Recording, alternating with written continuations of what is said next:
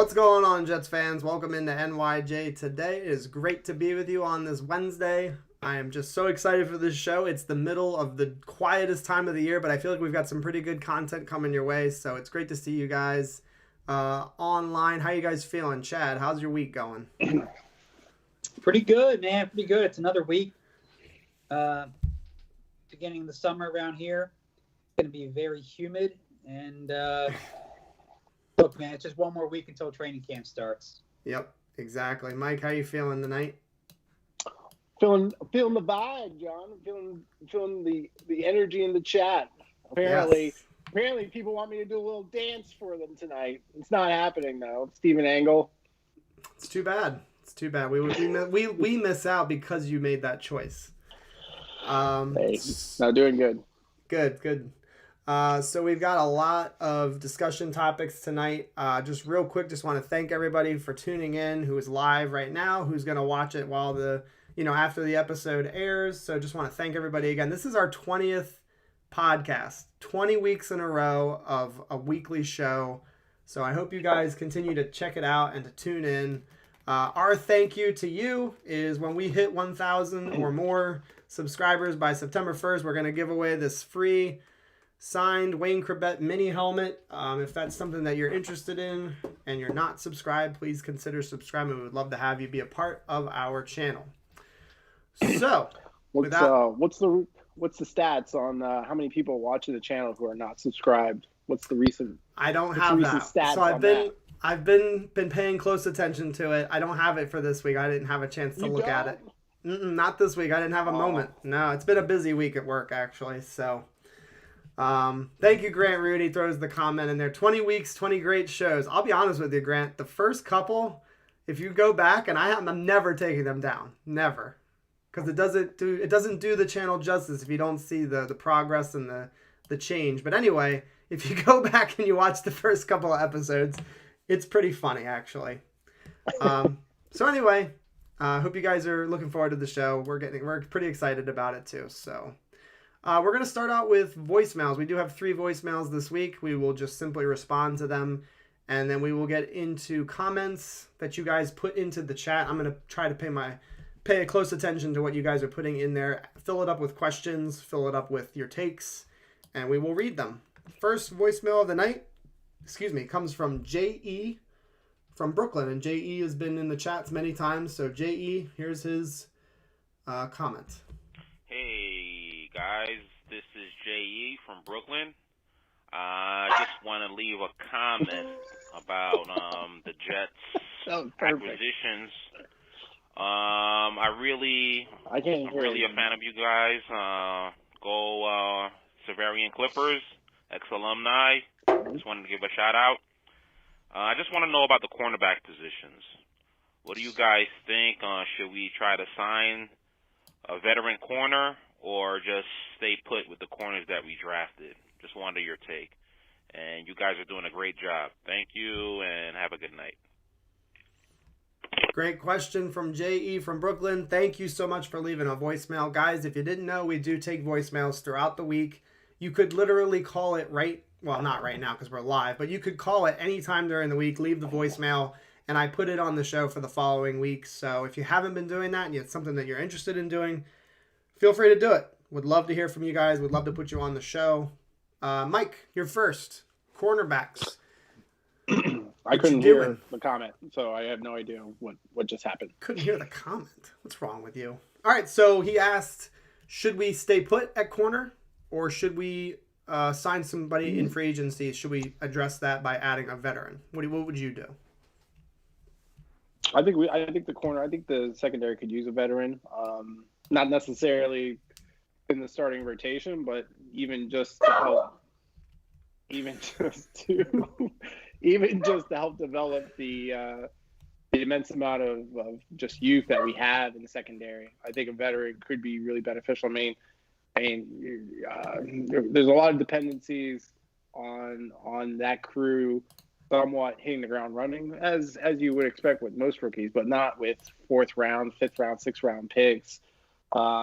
So I do think a veteran, if it is there, I know we've talked about the Richard Sherman and what some people, I think that was pretty split. You know, some people like it, some people don't. But I think if a veteran corner or player is there for that secondary, I don't think it hurts. So, yeah. Okay. Yep. And we still have money to spare. Chad, I'm going to dig right to you. What do you think? Cornerback, leave it as it is. What do you do?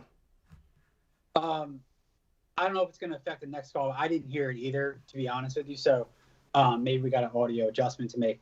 I agree with Robert Saleh on this case. Originally, I was on board with signing a veteran.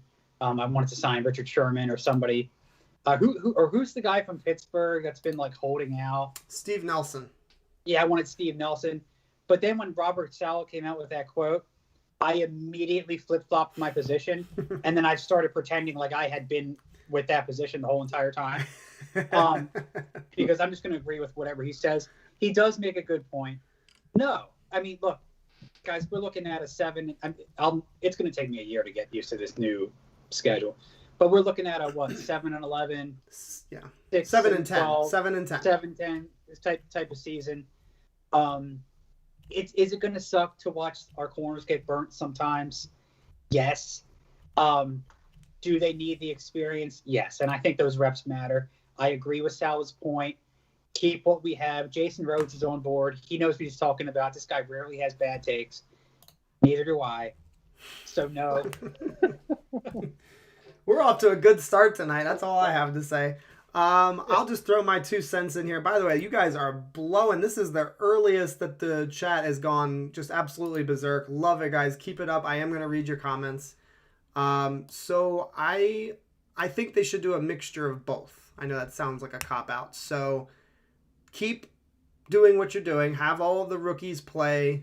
Have them playing, basically starting positions on defense in these OTAs and the mini camps. Let them get some experience that way. And then you can add a veteran. And again, I think there's going to be movement in the NFL. It hasn't quite happened yet. The June cuts are coming, I think. And so I think we just need to kind of sit on our hands here and just wait. We don't know what the market's going to look like. There's no reason to rush and sign Steve Nelson. There's no reason to rush and sign Richard Sherman. Nobody's inquiring right now. The market is frozen. I've been saying that for a very long time now, since the draft ended, that the market is not moving. So my plan, hold a friggin' phone over there, buddy. My plan is a mixture. Do both. Let the rooks play. And then later in the offseason, because we don't need them. These veterans don't need time to get warmed up, for the season. Let them come in later. Maybe around training camp time. All right, Mike, go ahead. I don't disagree with anything you said. I think I go back to last week, which is the DBs aren't going to be the big part of that defense's success for the next season. It's going to be the D line putting so much pressure that it's going to create the opportunities even for these rookies to make plays. I think what my point was, that there is a deal to be made. I think Joe D is going to keep that option open. I wouldn't force it. I don't say to myself, I can't go to sleep tonight unless we get a veteran DB back there. If it happens, great. And it doesn't capsize some of the other things we want to do. Great. But, if it doesn't happen, it doesn't upset the entire strategy, which is for the D line and for those linebackers to take the pressure off the DBs and create opportunities for easy contributions. And so I guess I'll just say is, if it happens and it happens at the right price, perfect. I'll sleep better at night. If it doesn't happen, I don't think it's going to matter too much, to be honest with you. Just put more pressure on the assistant coaches, on the D-back coach, and I think we got him. I think he's from Atlanta too, or maybe he might be from Oakland. I can't remember where our defensive back coach comes from, but I just think it can't hurt. But if it's too much of a reach, then we just do what we got. Yep. I think that's fair. And by the way, Zach Wilson is at the Garden tonight. Apparently, he's doing his best to make sure that the Knicks win, kind of like when Robert Saleh was there. They won that night. So maybe they'll win for Zachy Boy tonight. All right. We'll keep it moving. Chad is updating the score in that game. I don't know if you guys are terribly interested in the game, but I will post, the score updates right now. The last update was 19-18. The Knicks were up. All right, let's go to our second voicemail. It's from Rafa. And he is from Jersey. It's Rafa from Jersey. Hey guys, hope you guys are all well. I'm thinking that LaFleur is going to implement a no huddle offense and keep everyone, the defenses on their heels, because we now have the wide receivers, the quarterback that can get the ball out of his hands, and that's where I say Elijah Moore. That's where I think we're going to see a lot of that this year. All right. I'm going to hang up now and see what you think. Bye-bye. And go Jet. All right. That was a call from Rafa from Jersey. Thanks again, Rafa, for calling. That's his second or third call to the channel. Guys, since you don't hear it, I don't know, that might be something that just you two are dealing with. I'm pretty sure that it comes up on the stream. So that's just you guys. Anyway, he asked about a no-huddle offense. He thinks that LaFleur is going to be implementing that, not just in the 2-minute drill, not when we're just down. He's saying that that's going to be a part of the offense. So what are your thoughts on them utilizing the no-huddle offense just as a weapon, basically, at any point during the game? Chad, that's going to you first. Sorry, Mike, you had the first one. You want Mike to go? Nope, I said your name. Chad, you're going first. Yeah, look, man. As far as the no huddle is concerned, I'm less. Do I think that might be a good thing? Yes. What I'm more interested in is a quote that I saw yesterday where they said we're going to mold the offense to fit the players. That's what I want to see. I want to see a modern offense that might possibly change from year to year. What he who shall not be named was doing last year was some type of offense from 2012, which is why Joe Flacco had better luck with it than Sam Darnold. I want to see innovation. If part of our innovation in LaFleur's offense is going to be a no huddle, that's fine with me.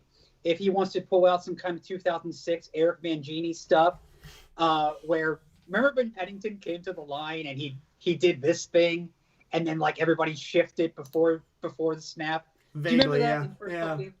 Yeah. It doesn't matter as long as it's modern and it's innovative. Mm-hmm. So that's I care more about the results as opposed to how we get there. There you go. Mikey, go. I love it. I don't know necessarily. I see the comments in the chat.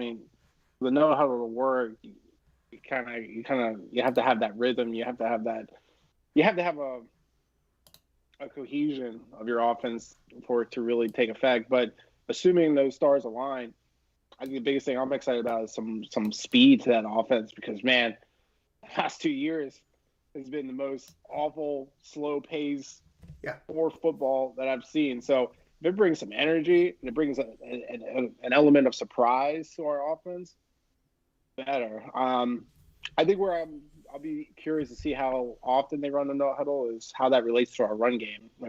We talked about last week, we're going to be a run heavy team, as we should, to take pressure off the passing game. And not to say you can't run in a no huddle, but I just don't know how those two paradigms will work together. So I'm interested, and if it brings speed to the offense and surprise, the better. So. Yeah, there's actually some very adamant people. They do not like the idea. I think it's not, so I don't want people to get it twisted. It's not a thing that we would run 50% of the time, not even close. This is kind of one of those things that you would throw in when the offense maybe is a little bit stalling out. You're getting 3 and outs, you're getting maybe a first down, and then you're punting. This is just kind of a way to kickstart a drive to get people in a rhythm. It's a faster pace. And you could imagine as a football player, if you're running a play and then there's 30 seconds in between plays, it's not quite as exciting and it's not quite as a rhythm thing. And so, in my opinion, it should be mixed in. It should be part of the offense. And I think, again, it's one of those things where you're trying to jumpstart the offense. You're not necessarily pulling it out, just basically for the fuck's sake of it. You need to pull it out when you need it. It's kind of like a a counter punch for a boxer. Like you don't use it all the time. You only use it when you can. All right, cool. Let's get to some comments, and then we'll read our last, we'll listen to our last voicemail. All right, so Steven, he says, forget signing anyone. Let the rookies swim. You can see who plays and who can't. Then you draft the positions that you need next year. We ain't winning anything this year anyways. Fair comment, fair point. Whoops, sorry. Salmon Jets. He says, if they get another cornerback, make it a young cornerback and a contract that won't automatically guarantee a starting spot. I'm cool with that for sure. Jason Rhodes came in earlier, and he says he does not like that idea for Zach. He thinks that that's putting too much pressure on him, I would imagine, to know the offense basically like he's a veteran. But we'll see. And again, there's no reason to say like the whole drive has to be no huddle. You could do 3 plays of no huddle, and then you could slow it down. Once you cross midfield, slow it down. Get yourself in position to get points. No huddle does not necessarily mean the entire drive. So just something to keep in mind. All right. Gumball says it's a great idea if the offense can move the ball. And Gumball also throws in that the cornerback class next year is supposed to be very, very good. And he mentioned Stingley, Hall can be good, and he says we have multiple picks obviously early in the draft. Gitmo Bob says no need to rush to sign a veteran cornerback. Let's see what we got. There will always be vets available, and that's how I feel. Wait till later in the offseason. There's no rush on this. Stephen Engel does throw in the comment. He says I do have a mini helmet signed by Leon Washington and Dustin Keller. That's pretty cool. DK was probably our last best tight end. He was very, very solid. Yeah. James D. Pietro comes in. He says, let the team gel with all the hard knocks this year and learn for next. 5th youngest team in the league, veterans will steal downs. And not just downs in games, he means downs in practice. And that's kind of the benefit of having not having the veteran quarterback in camp right now, is that Wilson is getting every single rep in the starting offense, which is great. Great for his development. All right, going to go faster here. Let's see. Yeah, Salman, we agree. I think everybody on the panel here agrees. I think our pass rush is going to make the DBs look good. I think Bryce Hall's up for a good year this year. I think people are going to be surprised. Let's see.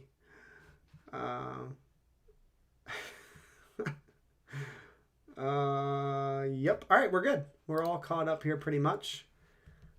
Let's go to our last voicemail, and then we will get into our topics for tonight. By the way, guys, if you have not hit the like button on the stream, please do so right now. We would love to have your support. We are already at 11 likes. It's very early in the stream, and you guys are really, really very active tonight, so we really appreciate that. Yeah, Grant Root even said 25 in the chat. Come on, guys. All right, cool. Last voicemail. Here we go. It's from Grant. Hey, guys. Grant Root calling from Saskatoon. Just hearing some news out of the OTAs and wondering what you guys think about it. First off, Marcus May going to strong safety to let LaMarcus Joyner play free safety. I wasn't crazy about May sitting at strong safety. But what do you guys think? And also, early connections for Zach Wilson seems to be a lot of Barrios and Keelan Cole passes being made. And I haven't heard anything about Denzel Mims. Is he even there? Thanks for what you guys are doing, and I'll see you guys tonight. Thanks. Thank you so much for leaving the voicemail. So we have a question about May playing strong safety. That is a report right now that he has been taking reps at strong safety with LaMarcus Joyner playing free safety. He also throws in that Barrios and Cole have reportedly been favorite targets of Zach Wilson so far. It's early, but those have been some of his favorite targets in camp. And then he also threw in that Mims has been quite quiet. There really is no reports on him doing anything really or making an impact. So he kind of asks, should we be worried about it, basically? And we do have a whole segment on Denzel Mims tonight, but we can lightly kind of cover, a little bit about it. What do you guys think about May playing reps at strong safety, where I think he played some last year, but it sounds like they might want to use him as primarily a strong safety this season. So what do you guys think about that? It's going to be Mike first. I'm okay with that. I mean, I think what you got right now is you got a whole new coaching crew coming in. You got a new defensive coordinator coming in. Well, that's obvious what the comment I just said, but I guess what I'm saying is a new play scheme, new coaching staff coming in. They're evaluating the talent. They're evaluating fit. And with how young the team is, and I can't remember how old Marcus May is off the top of my head. 28, 29, something like that. Right. So he's over our average, I guess you could say. I mean, on the defense, especially in the secondary. The secondary, I think we went over it last week, John. What was it? The average was like 23, 24 on the team for some of the in the secondary on the defense. Oh yeah, the cornerbacks, it's super young. Yeah. So they're coming in. They're kind of trying to say, okay, with such a young team, and you still have that kind of room. Maybe not Marcus's case, but as when you look at the collective of the D-backs, you got a lot of room to re-implement them in different spots that maybe they haven't played that much. Now, in Marcus's case, if he can contribute most to the team in strong safety, then great. I think his physical stats will be fine in that spot. I think my big question is, how do we feel about the free safety spot, in my opinion? I think if Marcus is going to move to strong safety, and if that's what the coaching staff think, that where he'll contribute the best, I'm fine. But what does that do to our free safety spot? So that's my outstanding question. I love it. Chad, what's your take on May at strong safety and Joyner at free safety? And then also Davis perhaps being that hybrid who can play both of those spots as a backup. I think that's what it comes down to, is that Salah and Ulbrich are going to be looking for guys that can rotate in and out. They're going to be looking for guys that can kind of switch positions. We know that we're going to be running a 4-3, which tells me what we're going to be doing up front. But I don't know what we're doing as far as cover 3, cover 2, man. So if they're going to be switching guys up, if they're going to be bringing May up front to help in run support, and he can play in that, I'm not used to seeing him in that role. That was always the Jamal Adams role. I'm not used to seeing him there, but if he can do that and they're experimenting with that now, that's fine. So it makes sense to me, and I think that's what we're going to see more often than not. Yep. Somebody threw in a really good comment. Couple, actually. Salman says it's crazy that Marcus May is getting paid more than Jamal Adams this season. He says, Jamal mad. And that is so true. Jamal, I think, and again, I'm not one of those people that wishes ill will, but I think he might end up being in a bad spot. Is he going to get paid? Is he, could he get hurt this year playing on the last year? Is it one of those situations where people know he's just a box safety, not really a cover safety? It's interesting. And then also Gitmo, he throws in a really good comment. He says, Robert Saleh values flexibility, and labeling guys in traditional positions is just misleading. He says, take the hybrid linebackers, for example. And I think that's fair. Maybe both safeties are basically just interchangeable. Maybe because May is listed as a strong safety doesn't really mean that he won't play some in the back end as the free safety. So yeah. It's very possible that those positions are misleading and the labels of them misleading. Cool.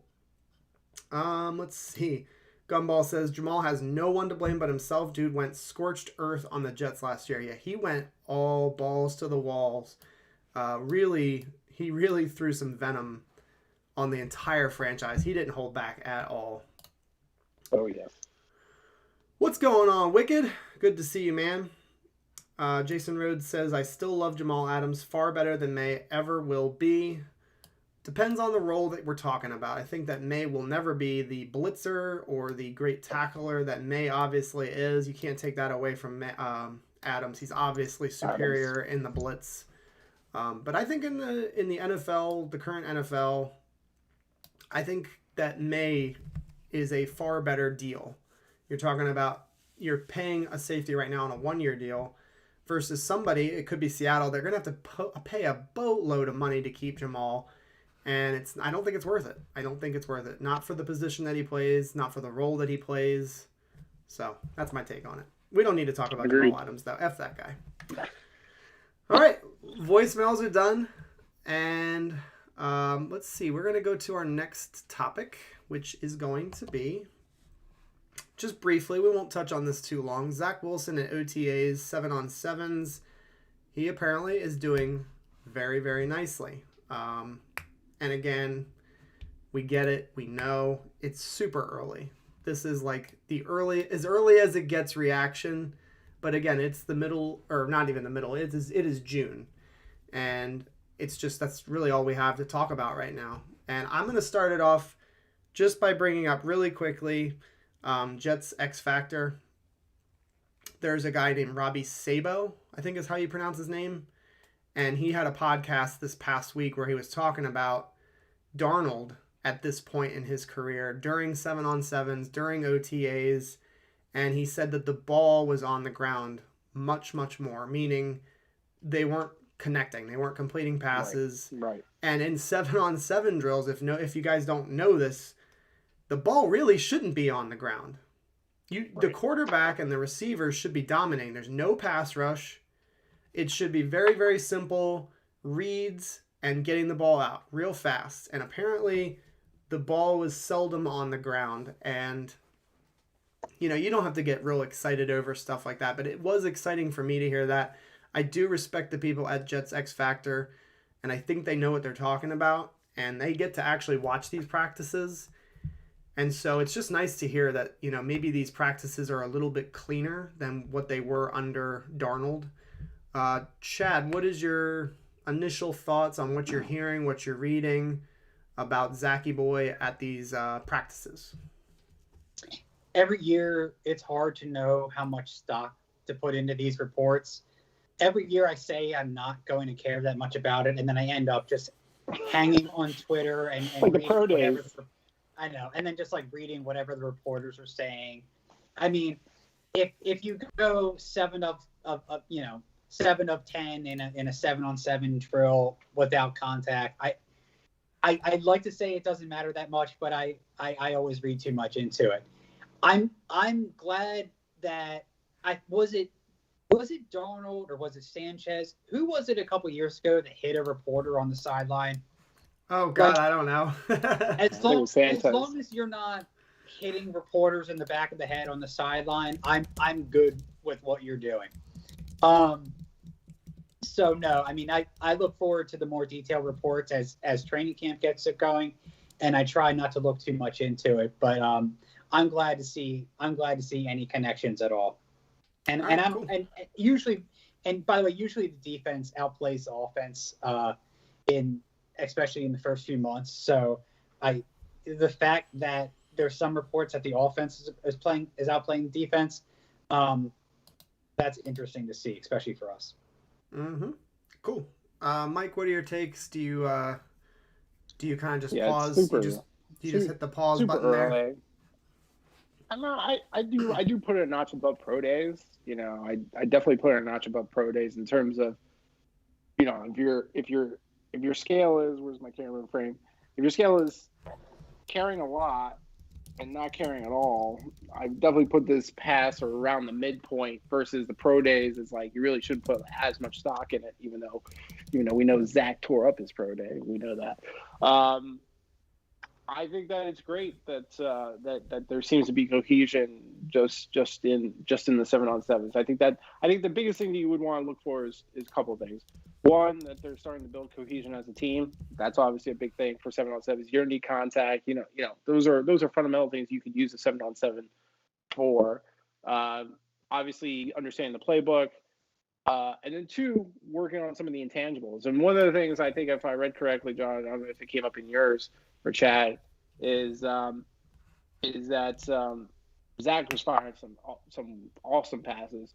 They said the one area where they did say that he probably needs to get more comfortable is in third down situations. I think in the 7-on-7 drills that they did on third downs, where it was mostly focusing on third down situations, he had a tendency to hold the ball before he checked. And so, you know, that doesn't scare me. I mean, we're talking about rookie quarterback. Understanding a playbook with a brand new offensive coordinator. That doesn't scare me at least. But I think what it does show you is he does have stuff to work on, which is what you want with a young quarterback. You want him focused on what I didn't do right versus what I did do right. And, I think that's great. I think it's great. I think that's if I also read, I think he only had one interception, and it was because it was a pass deflection. He hit. That was from today, actually. Yeah, right. So I think he hit Vincent Carter in the chest, and he didn't catch it, and deflected into a defender's hands. But what I do think, and Chad, I think the suspicions of Darnold's decision making was somewhat, you could track back to the early days of OTAs in his rookie season. And maybe I should check myself because I don't want to get, or I don't want to jinx anyone, but I do like the fact that we're not seeing a lot of turnovers. And I know 7-on-7 is an indicator for that, but I do think that what I am seeing a little bit of signs is I like Zach's decision making. He's not forcing the ball. Of course, holding the ball is not necessarily a good thing, but I like the fact that he's trying to make solid play calls, solid decisions on the field. So I think those are all little things that you can take home with you. Definitely. All right, cool. People in general are just complimenting him. They're talking about his accuracy. It's something that I keep reading is his accuracy is just very, very good for, the part of his, the part of his career, which is his rookie year, just starting. His accuracy is very, very good. His footwork is very, very good. And that's one of the comments that we just got from Jason Rhodes. He says, Zach's footwork is far and away better than Sam's after even 4 years in the NFL. He says the kid is for sure and a huge upgrade. It's funny. The Carolina Panthers tweeted out a video from their practices, and Darnold threw a pass that was nearly intercepted, tipped by a defender, and caught by the tight end, and they posted that on Twitter. I thought that was kind of funny. He's already throwing the ball into coverage. It's just kind of interesting to me. So no, it shouldn't be quiet, Grant. I have the volume right in front of me. I'm checking it right now. It's cranked up, and I think if it's a little bit quiet, maybe I just need to adjust it slightly. All right, we're going to move on. We're going to go to our next topic. And the next topic is about the guy we just signed, Ronald Blair III from the 49ers, defensive end. I'm not going to really talk too much about him. We just signed him, though. He was coming off of an injury. Mike, you're up. What do you think of the move? And we'll go quickly through this because this is just, a veteran that we brought onto the team. I'm going to be honest. If it works out great, I'm kind of indifferent about it. I'm open to different takes on that. If people feel really passionately, I think his best season was 2016, if I remember correctly, with like 5.5 sacks, something like that. This goes back to the topic we talked about last week, and Chad was part of that, which was, what do we think? Like, what do we think? Crowder's big contribution to the team. What was his mission for next season? And we said it was to really, be a leader and to help mentor these players, and that's what I think this move is. I mean, I don't think the expectation is for him to be that big of a contributor to an individual play or to on the field. I think most of what he's being signed on to is we got a really young defense. We have a young line, and that line, the biggest thing that we need that line to do, because so much pressure is on the line to really make that defense stable, because linebackers can't do that. Linebackers aren't going to provide that stability. Well, I could be wrong about that. If CJ of 2018 was up, that could be a different situation. But the linebackers, until further notice, aren't going to be that anchor. So if that line doesn't perform, and this go back with the straight fire from last week, if that line doesn't perform, we are going to have big problems trying to fight for a winning season, because the offense is never going to be able to be that money pig or whatever, that piggy bank that's going to continuously put up that many points and be. You don't want to put it all on the offense. Yep. And so if that line doesn't perform, the D-backs are going to get blown up more often. Linebackers are going to get blown up more often, and we're going to have real problems trying to put up a winning record. And then we're battling morale. Then we're battling the New York media about it. And then, you know, and the last thing I want is for Robert and Jeff to have to be somewhat fighting the motivation thing from the first season. I don't think that would be happening. That would go back to some of the other topics we talked about, which was how much slack does Robert get, you know, until the New York media really start to bite down on him. And I think there was different opinions on that.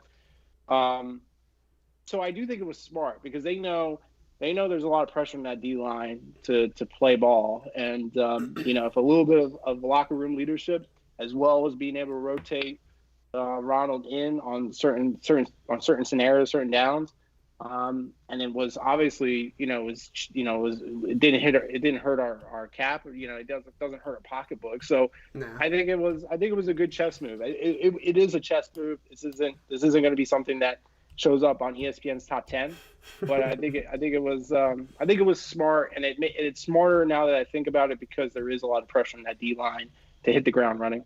There you go. Chad, what do you think on the move signing Ronald Blair III?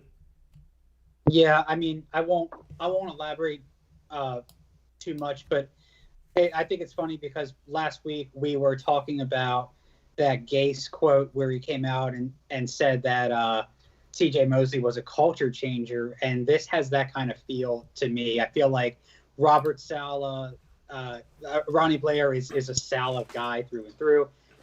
Here's a full quote from 2019 from Robert Saleh. Quote, "If you like winning, you like Ronnie Blair. If you don't like winning, you don't like him.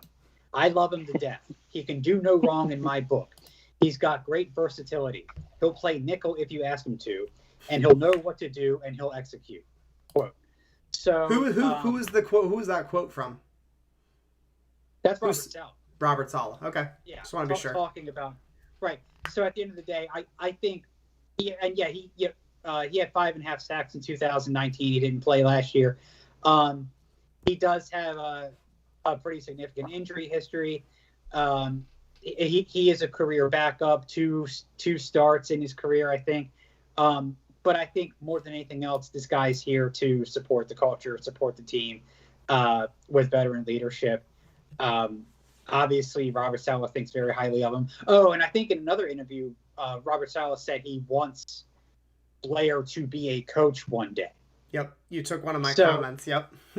Right. So, I mean, that to me speaks. I think it's going to be less about what we see on Sundays and more about what's happening, you know, Monday through Saturday, what's happening in the film room on the practice field.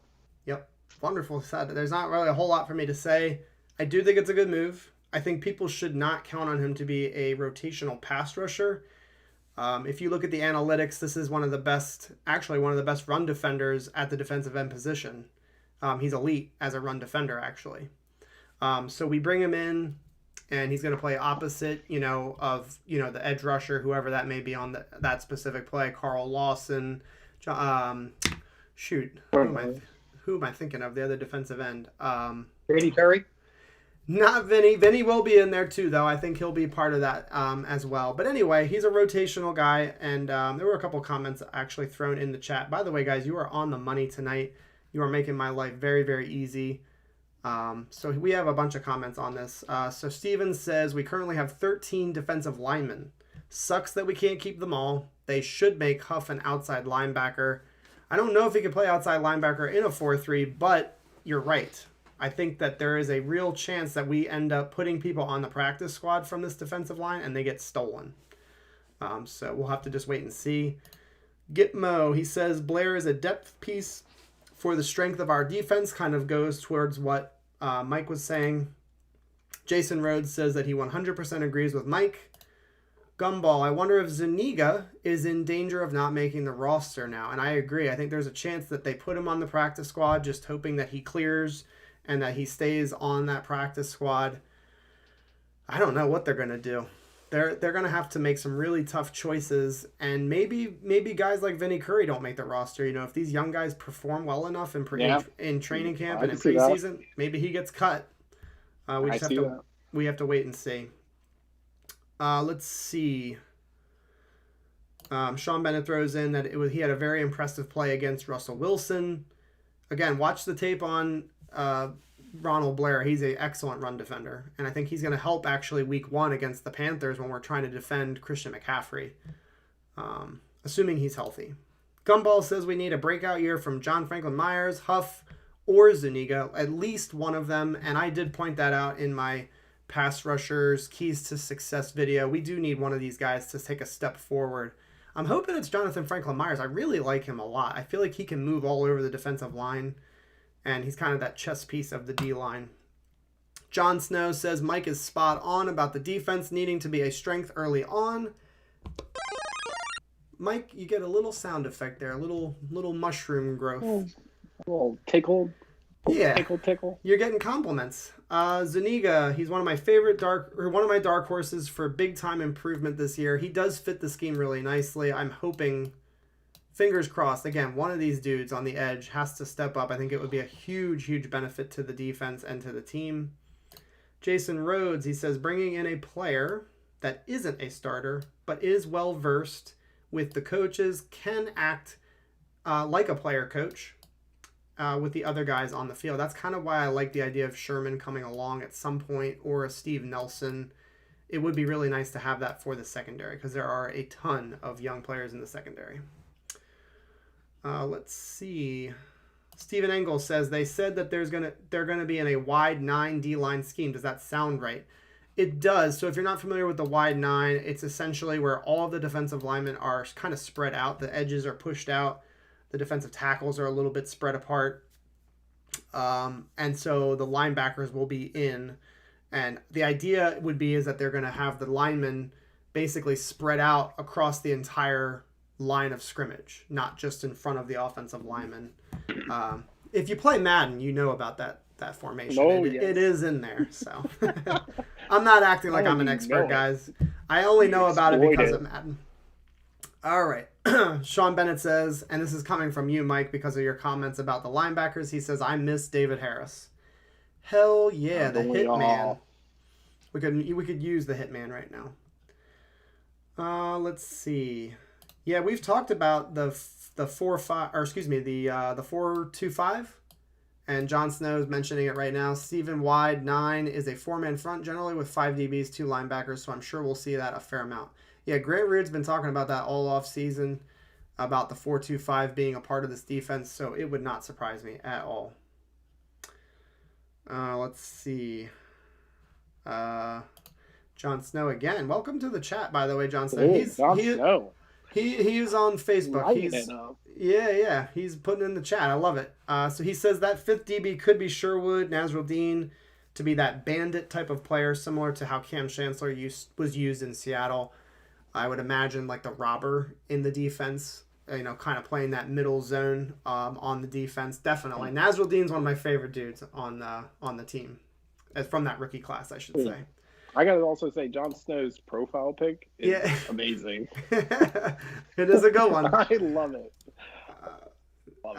Steven says they should rush 5 on every play. Any offense would not have a chance. Yeah, with the guys that we have on the line, we can really generate some pass rush. Yeah, Jason Rhodes, he says, Mike getting pats on the back tonight? Better go get your lottery ticket, LOL. Yeah, that's right. What do you think about that, Grant? Yeah, this is a special night for you. Let me give you a coin, too. All right, that's good. We've hit on that topic. What's that? I said now my camera's going to fall over. I want it to fall so bad. Every night I do. All right, we're going to move on. And Chad's dog. Yep. Oh, I know. The 2 infamous ones. All right, we're going to move on. We're going to go to our next topic, and this is going to be a mixture of things. It is a film review, a light review here. We're not experts. I'm going to throw some tape on of Mekhi Becton, and we're also going to just kind of talk while it's playing. And the idea here is we'll be talking while it's playing. So it'll be basically the same type of idea here, but with the added bonus of being able to see some pancakes, because that's always fun too. So we have on the screen right now, I'm just going to hit play because why not? And what are some of your concerns? Now, I don't want to start out negative, but I'm going to. Are you guys at all concerned with Mehki coming into year 2, knowing that he had some injury battles last year? I recently saw a picture of him. I'll be honest with you, I don't know if he's trimmed down quite enough yet. He was supposed to be playing at 363, I think, or 367, something like that, which is just ridiculous, by the way. He looks like he might need to lose a couple of pounds, and I'm saying that kindly. He looks a little bit too big. What are your thoughts? I think he's still. Oh, go ahead. Sorry. No, you're good. I'm gonna give you a shot. And then also the fact that he's not at OTAs right now. I know he made an appearance early on, but he has not been at these practices. And the fact that he does look like he needs to lose some weight and that he did kind of deal with some injuries last year, it's a little bit concerning for me. So I wanted to hear from you guys what you thought. Chad, you're going to go first this time. Grant Rue with a great comment. He says, the idea here is to run left. And you're right. All right, go ahead, Chad. Yeah, so the injury concern, it's like, okay, so nobody wants to make it a thing, but it kind of became an issue last year. Now, just based off my recollection, we had 3 separate injuries at 3 various times last year. We had the ankle, then we had the chest, and then we had the shoulder, right? And we wanted to keep him out, but our bonehead, he who shall not be named coach decided that it was best to keep him in, regardless of that lingering shoulder injury. Yes, I hate to say it, in a weird way, it kind of reminds me of Chris Jenkins. Oh God, don't say it. No, one of my all-time favorite players. But the problem with Chris Jenkins is also kind of the problem with Mehki Becton, where unfortunately a man is just physically not meant to be that size and move that well. And when he was on the field, he was dominant. But the problem is he couldn't stay on the field. Now look, we went out and signed AVT, and the conspiracy theorist in me says that maybe part of the reason why we drafted AVT was because, God forbid something happens, we can slide him over to left tackle. But he's going to do things like this. Like he's just going to get that wide base, get his arms out there. He gave up a sack there. Not a great play there. Let's go back, actually. Let's do that, because that's the thing. I do want to refer back to this. He did get kind of toasted by Cleveland Farrell last season. So here you're seeing him actually getting pushed back a little bit at the snap, which isn't great because he's so big, but he loses the edge there. And Darnold goes down.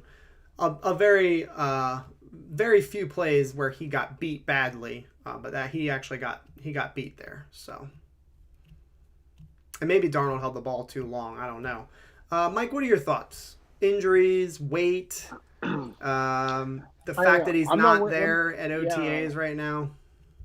Let me break that apart. So, the fact that he's not at OTAs, I'm split about it. Here's what I'll say. I think if I was hoping for what the situation was, I think Becton would wanted to be there, because obviously creating that relationship with your quarterback, developing his trust in you is obviously something that goes without saying. And we saw that Mehki was all about, getting with AVT. I think there was that tweet that they did with both of them together. So it's not like he doesn't see the value in those things. I think what this was his conditioning coaches and his trainers were saying, how is the best way to attack this to get you ready for the season.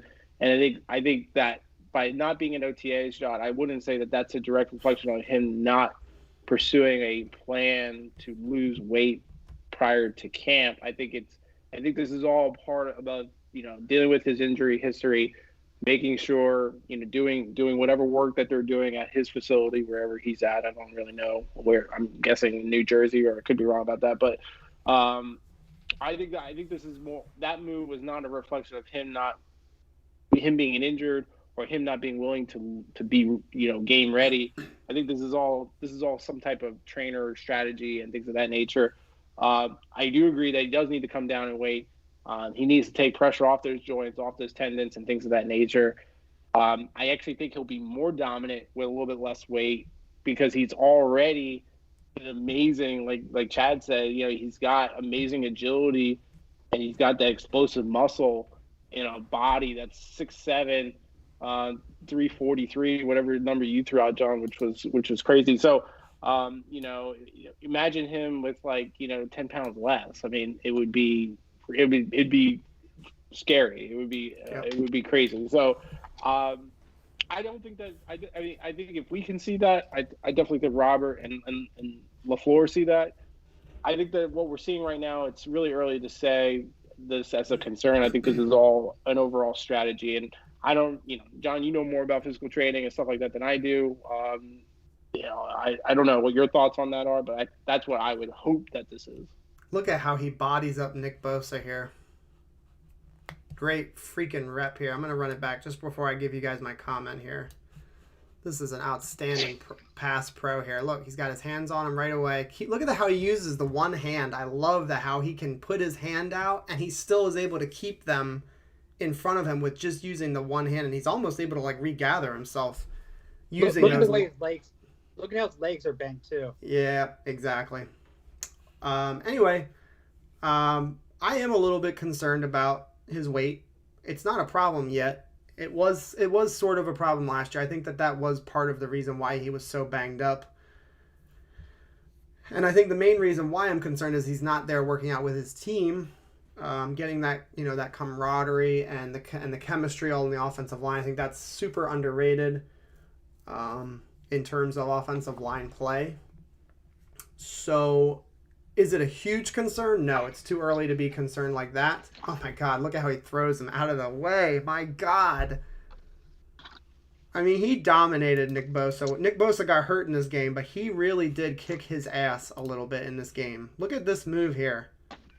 Watch how he just shoves him out of the way into the other players. Phew. Crazy. We all know he's super talented, and I did pick him as my, potentially a Pro Bowl player this year. So my concern isn't to say that I think he has no shot. I'm just worried a little bit. The Jets fan in me gets anxious, thinking of all of the potential that he has. I just want everything to go right for him. I want everything to work out because if he goes, this offense goes. I really truly believe that he is the anchor of the offense. Let me ask you guys both flat out. Yes or no, does Becton start 17 games in 2021? I would say I'm no. going to say yes. I mean, I hope yes. I hope I'm wrong. I'm going to say no. I say he maybe misses a game or two. That would be like a best case scenario. Well, not best case scenario. That's the realist in me talking. I think he misses a game or two maybe. What do you think? Chad, what do you think? No, I don't think he can.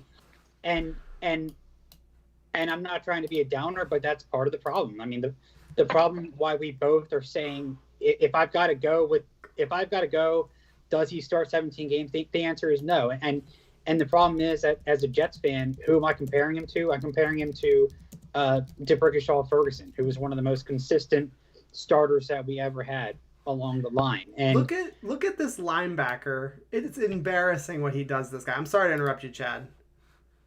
Just watch 57. I mean, he just wipes him off the fucking screen. Like he's not even there. Oh, man. It's incredible. That's incredible. Sorry, go ahead. But no, and then another point to make is that I know we were talking about the virtues of a zone offense and exactly why George Fant is good for this style of offense. Is it going to be necessary for Mehki to cut some weight in order to get out on the perimeter if we're doing zone runs. Is that another reason why he's got to cut weight? I think he has the raw athleticism. We all know that.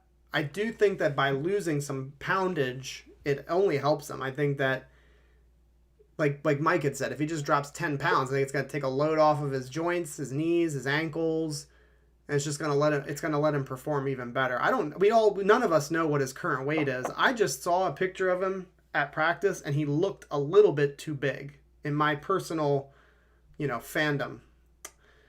Mark 52587 and Hater Ali. What is up, everybody? We got new members to the chat. 2 coins. Hit that subscribe. Yeah, guys, we'd love for you guys to subscribe to the channel. Hope you guys are doing good. Mark throws a question in there. He says, any idea on Tristan Hodge has a chance to making the 53-man roster and playing a little bit of right guard. If you don't know, that's the BYU undrafted player that we signed after the draft. I mean, he definitely has a shot to make the team. We have a couple of veterans that very well could get cut. Alex Lewis, Van Roten, we've got Cameron Clark. There's a bunch of guys right now all competing for roster spots. So I absolutely think he has a shot, and he played really nicely at BYU. So Mark, welcome to the channel. Hope you enjoy the content, and I hope you consider subscribing. Same thing with you, Hater Ali. I hope I'm saying your name correct. What's up, dude? Jets chant for you.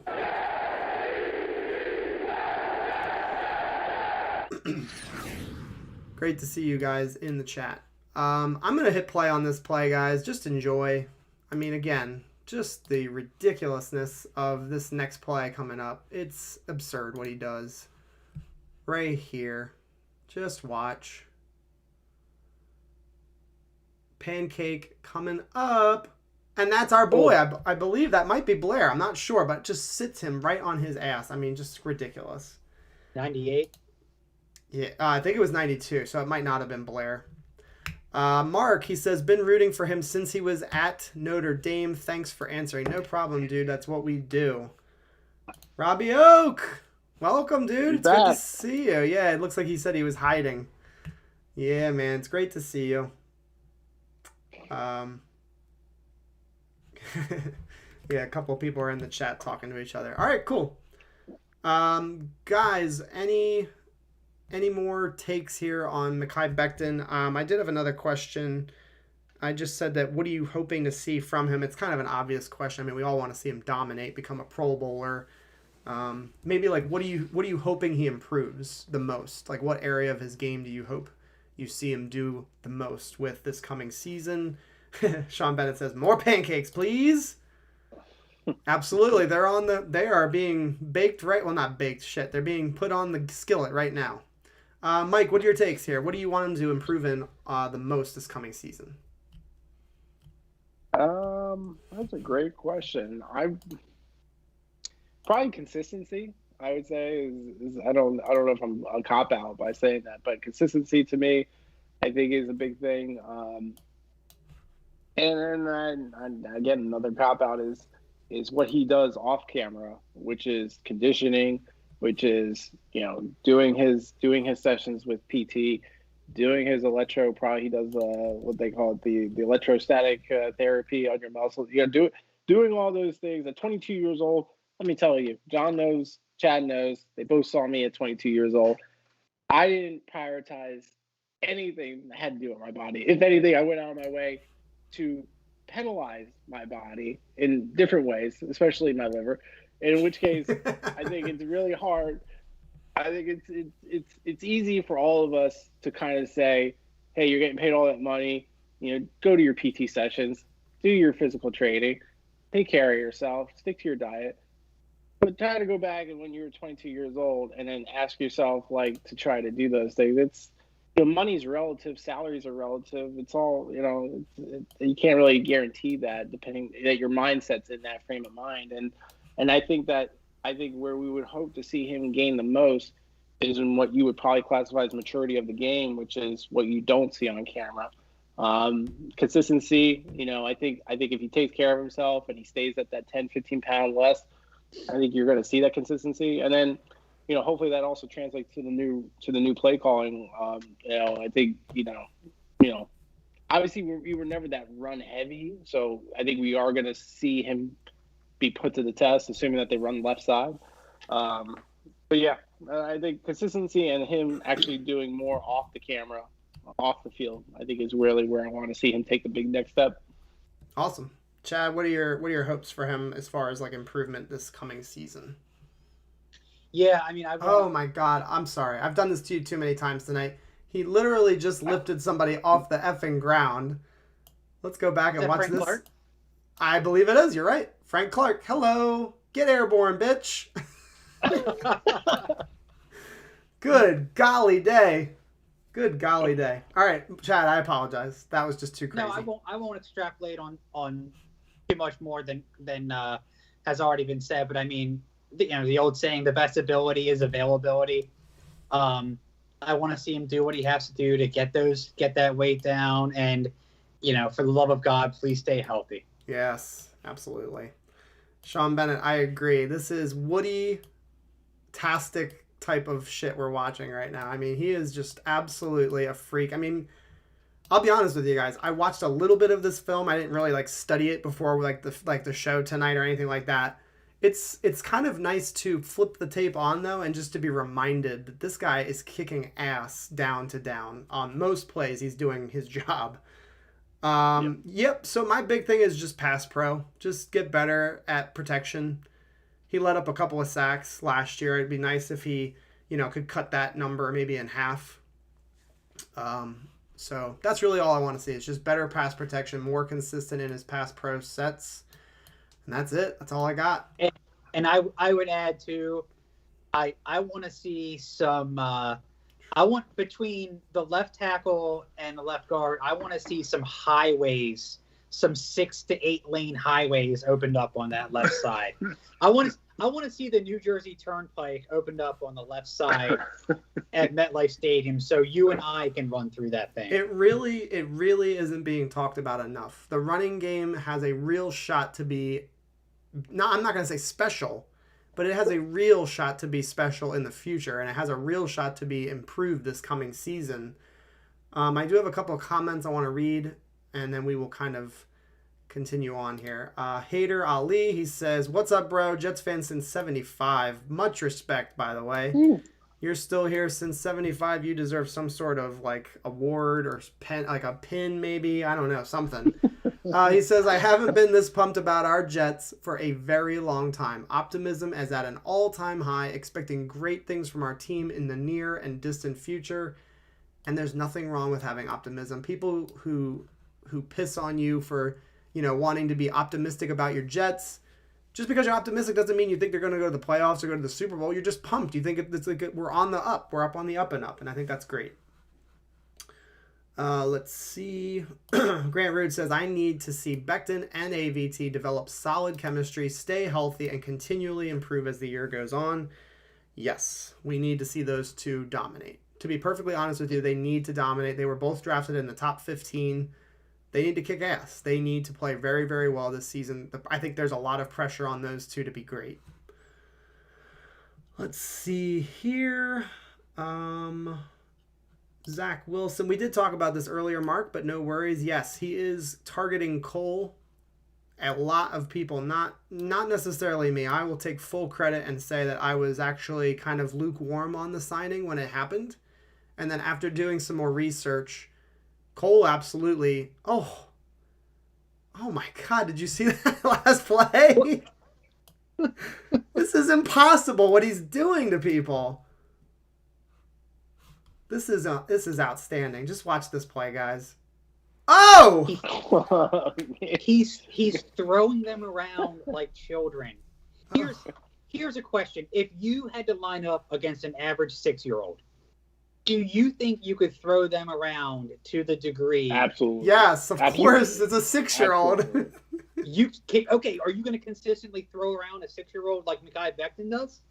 Oh, absolutely. You don't think you'll ever get beat one-on-one by a 6-year-old? Never. No. Never. I would never let a child beat me. No child. No. Never. As a parent, I could never let my daughter win. She and I play basketball all the time in our living room. I block her. I strip her.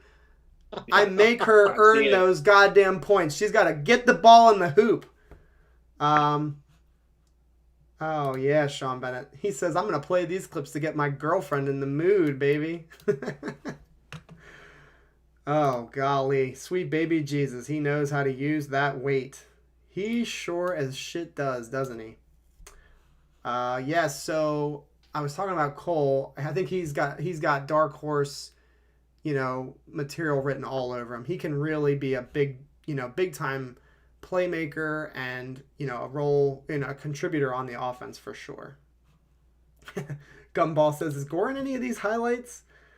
Gore, I think his longest run last year was like 17 yards, something like that. So no, I don't think he is. Let's see. Hater says, if he can get his weight down to the 350, 360 range, he will be an absolute force. With our new conditioning, dietary staff, our organization will be an example for the rest of the league. I think that's what we're all hoping for at this point, is that he can just become a true freak. Not just a big guy, a freak. And I agree. If he can get down to 355, 360 even, I would take that right now. If he can get to 360, boy, oh boy. Yeah, so Sean Bennett says, Becton is throwing 250-pound men around like they are 5-year-olds. That's the thing that's insane. True. About it. It's so true.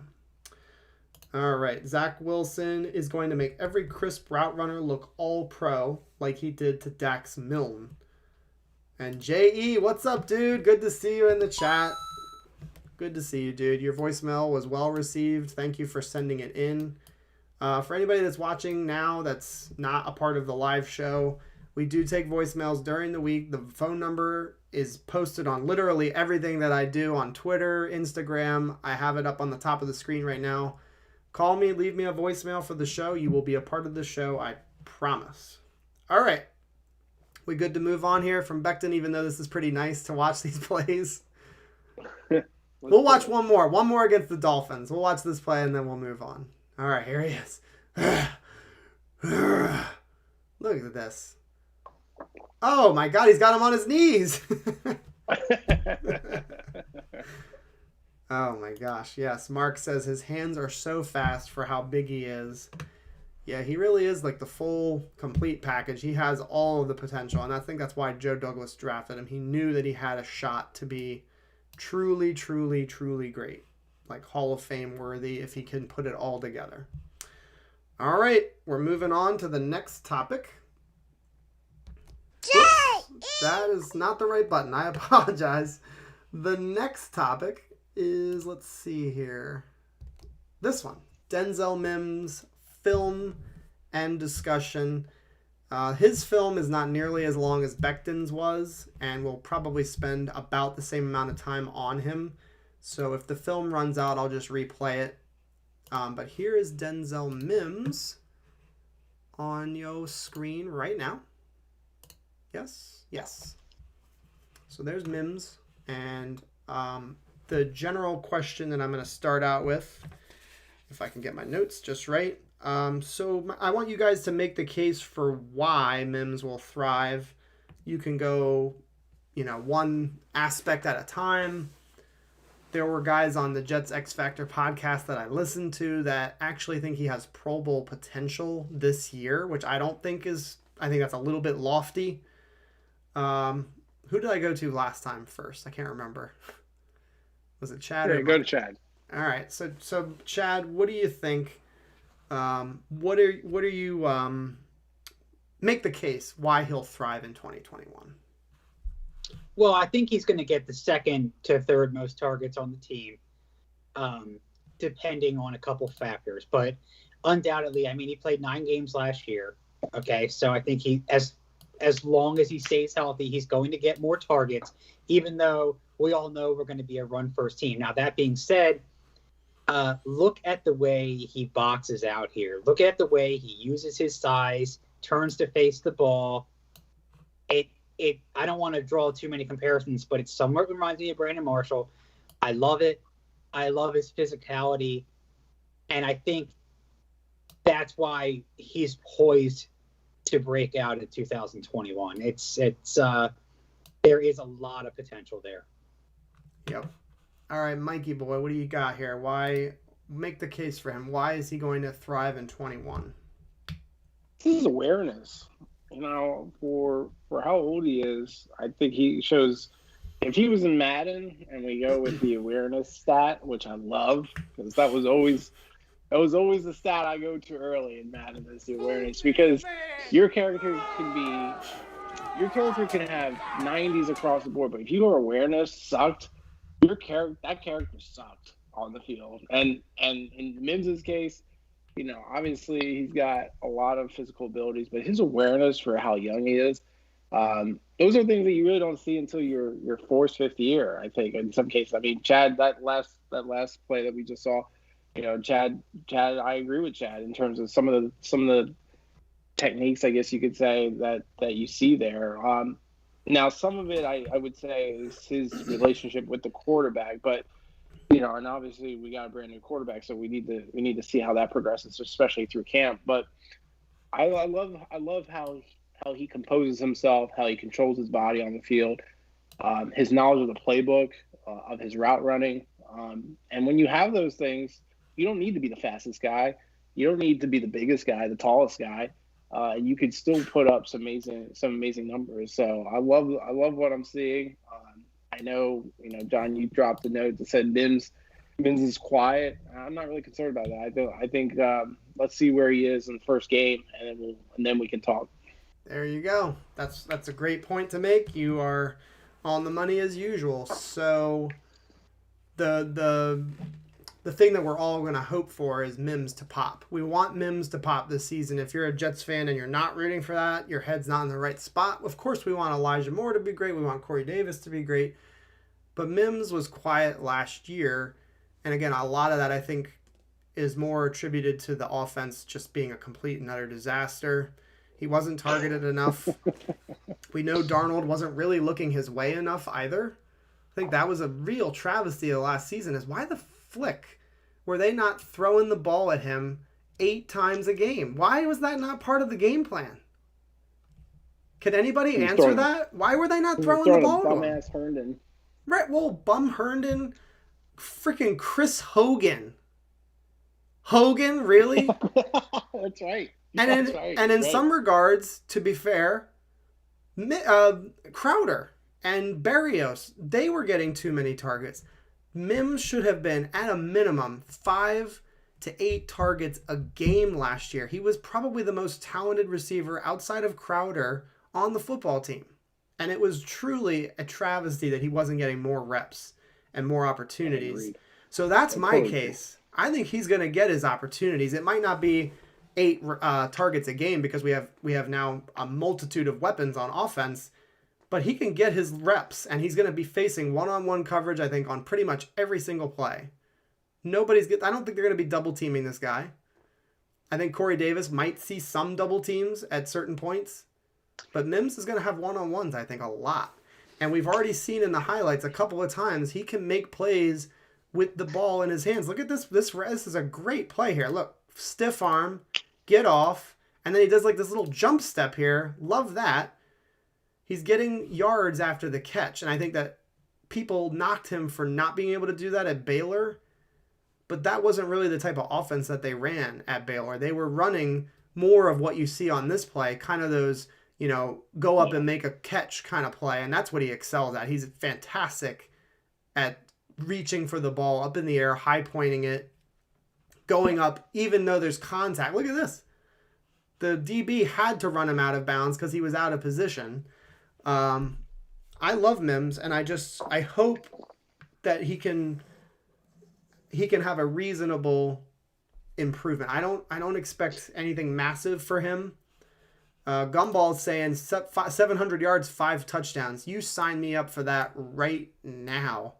I'm all over that. That's a great stat line for him coming into his second year.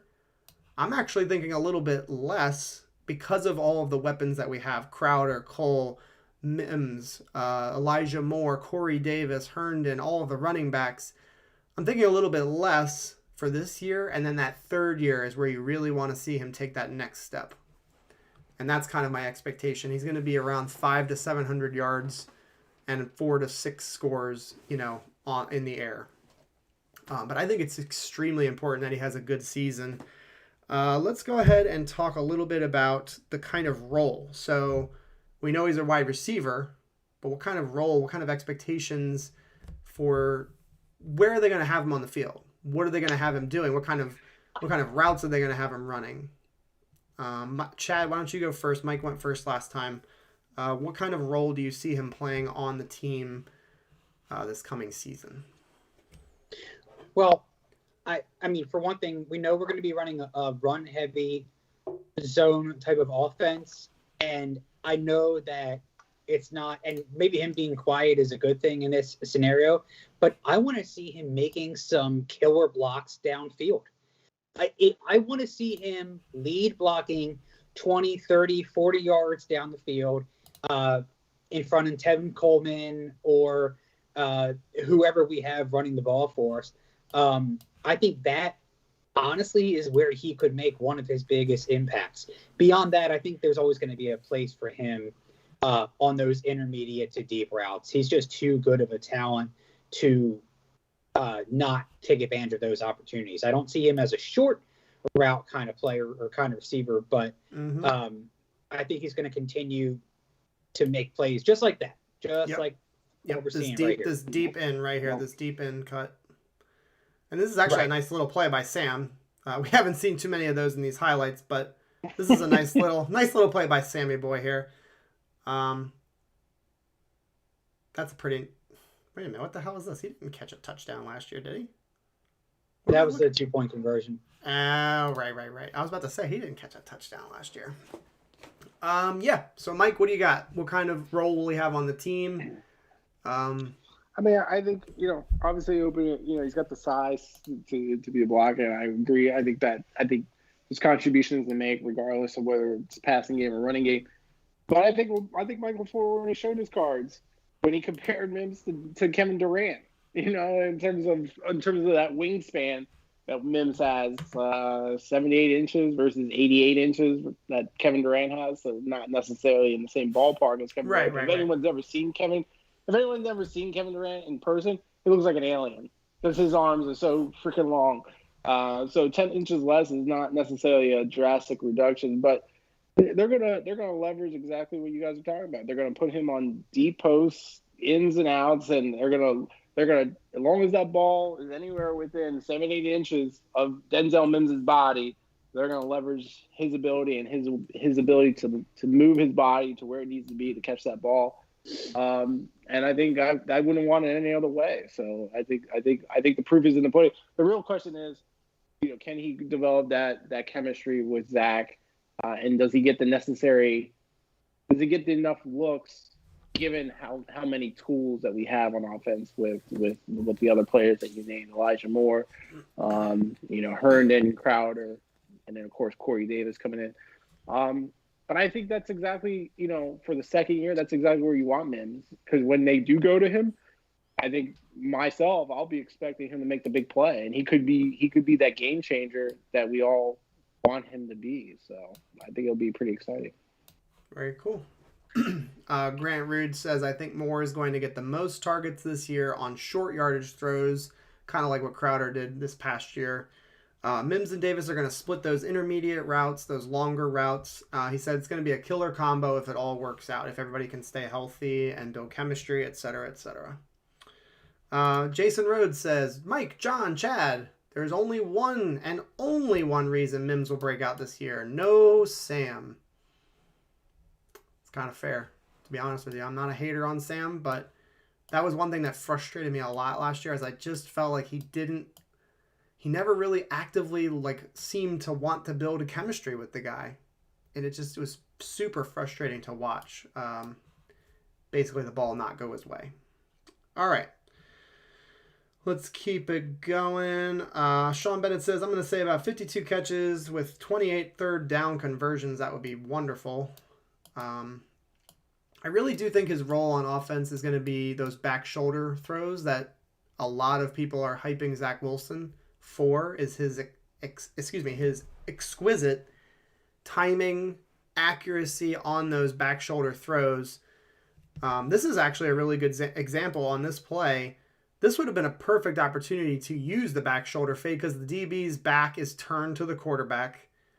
Mims looks like he's got his head turned around here, actually. So if Flacco had just thrown a back shoulder fade here, I think that would have been a pretty easy completion.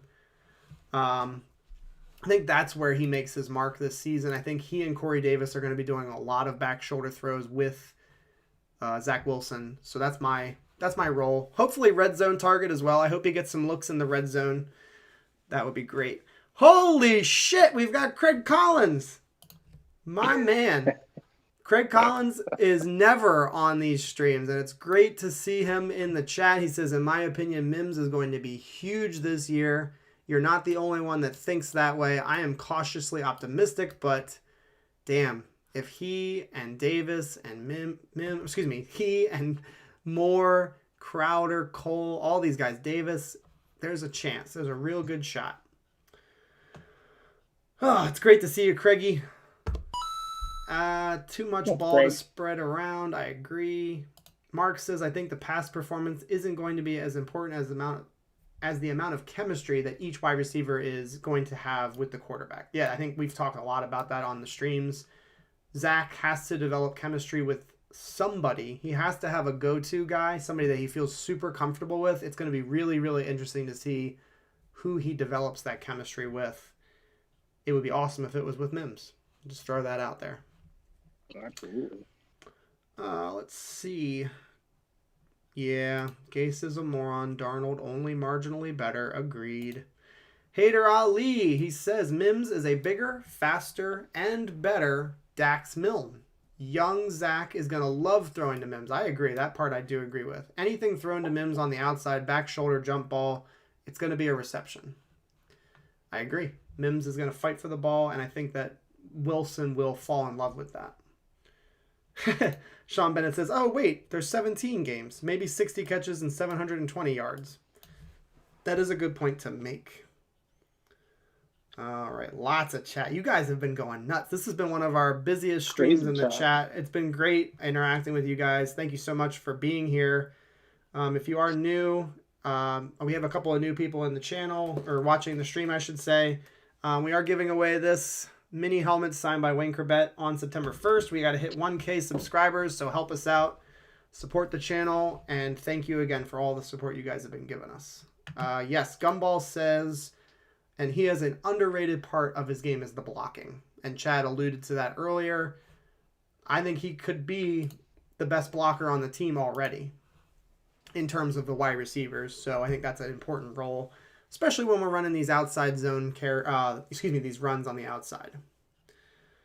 Ooh. Thomas says, Moore lines up right, sweeps left, 70 yards, easy. This is why I wanted Curtis Samuel so bad in the offseason. I talked about Mike's laughing because I talked about him so much, but that is why I wanted him. I wanted him to be the person that would threaten the edge, and it can't be understated how important that's going to be in this offense. Elijah Moore has to stay healthy, because if we have him healthy, he can run these jet sweeps to threaten the edge. Go for it, John. I think we might have got shut down. What you mean? I think we got in trouble for showing NFL video. Why is that? Because the stream is currently saying it's unavailable. Ew. Oh, he's right. Ew. What about now? Wow. I didn't think that was an issue. Up? What's that? Are we back up? I have no idea. We're back up. Interesting. Got flagged? Yeah. We just got a. We got dinged. Flag. It's all right. We live and we learn. All right, we'll go on to the next topic. What's up, guys? Sean Bennett says, play Mims at cornerback as well. We need a corner. Mims was so hot, we got shut down because It's all good. It's not a big deal. But now I know I can't do that. So there you go. Let's see. Zach, you buying a Mims jersey? And he said, I meant John. I'm not. You have to earn my money. And that's why I buy retired player jerseys, because I don't like getting burned. I will, however, buy it if he performs well. If he makes me want to buy that jersey, I'm going to buy it as quickly as I can. But I will wait. John has a Vernon Golston jersey. I do not have a Vernon Golston jersey. You just made that up. Let's see. Don't forget, he whose name shall not be mentioned. Oh my gosh, Thomas, fans since 67. A block from Shea. Still alive and bleeding green. That is why you are so welcome here, Ooh. Sir. You have suffered through everything. Literally. You even... Yeah, man. Status. But you got to watch them actually win a Super Bowl, so I don't really feel that bad for you. So, sorry. Let's see. So glad you guys are saying that name. Him and the guy who we traded. Yeah, that's true. Elijah Moore could end up being Zach's favorite target. Everybody's mentioning, policy violations, dope. It's all good, guys. No worries. We took it down. I think it should be okay, though. Everybody's like responding to the fact that we lost it. Jason Rhodes says, Mims in the role of Calvin Ridley in Atlanta. That could be a thing, for sure. He's not quite the same player, but definitely filling the role that he does. I have no idea, Kyle. I think we're okay, though. The YouTube police apparently shut us down for a minute. I don't think we're going to YouTube jail. They will, at worst case scenario, flag me, let me know, and all is good. I might have to take the stream down. Might not be able to leave this one up, but that'll be all right. All right, we're going to move along here. We're going to go to the next topic. We've talked about this. This is a looser topic. We do not need to spend long on this topic. Julio Jones is going to get traded. Very, very briefly. Would you trade for him? And then if you say yes or no, whatever, who do you think he goes to? Just because this is the off season. Mike, what do you think? Julio Jones, would you trade for him? And if so, what would you give up? And if not, where do you think he goes? No. We talked about this. It's a no for me. Where does he go? I keep hearing that he wants to go to New England. I don't know what that play looks like for them, but that's what I keep hearing. Yeah, he wants to play for Cam. Okay. Chad, where do you think he ends up? Do you want him? I don't want him personally. I don't think it's not the right move for this team right now. I think he ends up in Seattle. Okay. Yeah, I find that marriage to be a very, very odd fit. I don't understand why he would want to go to Seattle and why Seattle would even want him. They have DK Metcalf. They have Tyler Lockett. Why do they need Julio Jones? That seems like not what they need, to be perfectly honest with you. But you're not the only one that thinks that. A bunch of people just mentioned his name. I don't want him either. And that's just to keep it brief. I don't want him. I think he's obviously super gifted. He's one of the best wide receivers in the NFL when he's right. But he is 32, and he's getting paid a boatload of money. And we already know one of the strengths of the team is wide receiver. So I would say no. I would rather have the young guys play. I don't want to trade for him. The compensation would have to be like outrageously low, and it's not going to be. I would be comfortable giving away a mid-round pick, nothing more. But that's not. I actually think it hurts us. Because right now you got Corey Davis. It puts Mims in the second spot. You got Elijah Moore and Crowder rotating in and out of the slot. You put Julio in there, it screws up the whole scheme of the development of the players, in my opinion. I think it makes this worse. Yep, you might be right about that. If I had to predict, there were some rumors about A.J. Brown from the Titans wanting him. That could be a good fit. They could use another weapon on the outside alongside A.J. They just lost Corey Davis. They're a team that could win and compete. Julio Jones to Tennessee. Ravens. Someone's saying the Ravens. That would be dangerous. Yeah. Yeah, and we know that Lamar could use some help for sure. They already have some young guys on the team, so having him in that role would definitely be good. Craig Collins agrees with you, Mike. This might be our team. I think. Gumball says Seahawks, Ravens, Packers if they keep Rodgers. That could be a way to kind of mend the broken relationship there. Having Julio Jones come to the Green Bay Packers. I think Tennessee makes a lot of sense, but we're going to move on. We're not going to talk about this topic. Nobody wants him. And I just felt like I needed to make it very, very clear on the channel we are not pro Julio Jones for the Jets. Boo. All right. We've got... This is our last topic, actually, for the night. So after this, we can take some phone calls, and we can just read your comments, and then we'll wrap up the show. The last topic of the night... This is a funny comment. John looks like he's getting drunk on breast milk. Oh my God. I'm getting tired is what I'm getting. Yeah, what is the score right now for the Knicks? Because somebody's commenting on the Knicks. Yeah, hit me up with that. I would love to know what the score is. It's 74-61. Yeah. Oof. They are staring hard at an L. Yep. And this is going to be, it sucks, but I mean, it's, it's not, we still have Brooklyn. Although, according to a lot of Jet fans, they don't want anything to do with Brooklyn. Yep. It's giant territory, Chad. I am a Knicks. I'm a Knicks guy. What were you going to say? I'm not going to pretend like I have, I mean, I like the Knicks. I like the Nets. I'm not going to, it's not the same like with the Jets, so I'm not going to say that I have one favorite over another. You watching the Islanders, Chad? Yes. But I mean, honestly, but I'm a Rangers guy more than Islanders. Yeah. No, the Bruins are going to spank that ass. Spank it. There's a lot of people talking about how they're Nets fans in the chat, so we've got a bunch of Nets fans on the channel. All right. This is the last topic of the night. It's very simple, very light. It's the off season, so we're just going to hit this one up. MetLife Stadium. It sucks ass. Bad.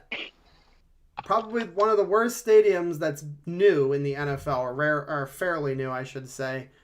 I hate MetLife. If you could just wipe it from the face of the earth, how would you change the stadium? Why do you hate it? Why do I hate it? Because it sucks in pretty much every aspect. There's no architectural... Parking. Parking. I'm not even talking about parking. I'm just talking about the stadium itself. It's a piece of shit. Anyway, there's no architectural uniqueness, interest. There's no intrigue. When you're walking up to the stadium, it looks like an air-conditioned unit.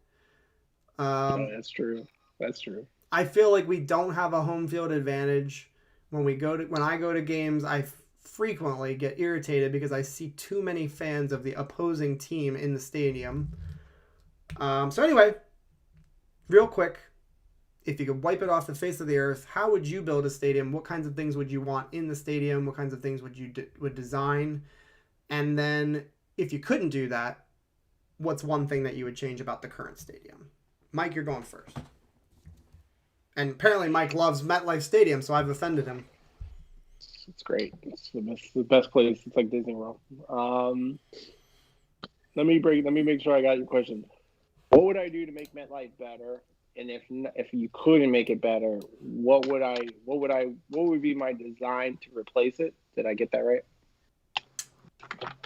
If you could wipe it off the face of the earth, how would you design it? Or if you couldn't wipe it off the face of the earth, what's one thing you would change? Yeah, I'm going to go in reverse order. If I couldn't wipe it off the face of the earth, and what's the one thing I would change? I think it would definitely be the external look of the stadium. I agree with. I think it's hilarious. I think it does look like it looks like the. You know what it looks like, man?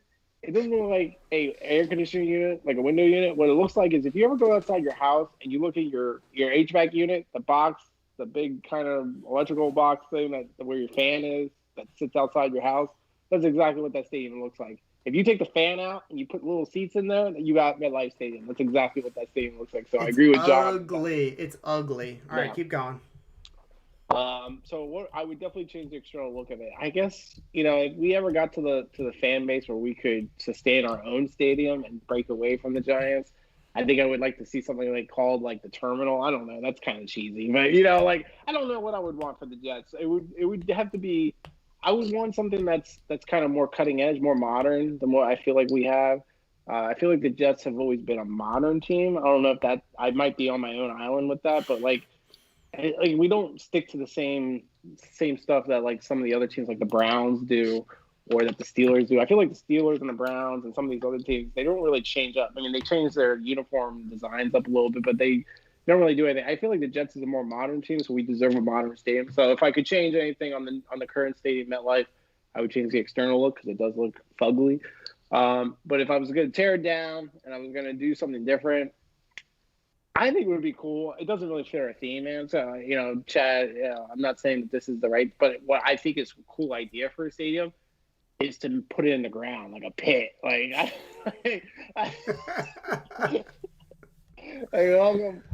Welcome to the pit, baby.